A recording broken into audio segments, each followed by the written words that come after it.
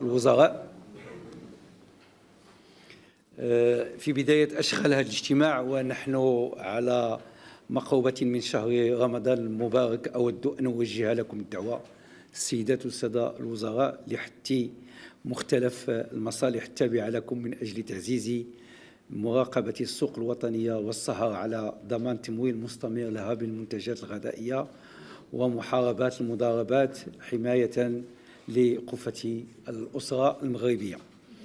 فكما لا يخفى عليكم السيدات والسادة الوزراء، فإن التعليمات الملكية السامية تشدد على ضرورة حماية القدرة الشرائية للمواطن وضمان تموين الأسواق بالمنتجات الغذائية اللازمة.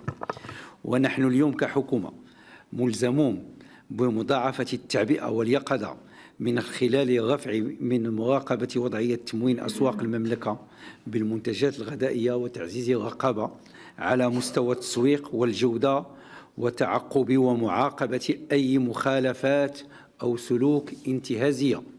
يعني وصلنا البطاطا 240 ريال، مطيشة هي 12 درهم، 13. البصلة فوق 10 دراهم. واللي تنشتغلوا به وكنعيشوا به في بلادنا هو الفلاحة. فكيف يعقل أن مطيشة في بلادنا غالية؟ علاش؟ واللي كيزيد يكمل علينا هو أن احنا جالسين كنتحرقوا في هذا الشيء هذا، والحكومة ولا يخرج شي واحد يبرد علينا.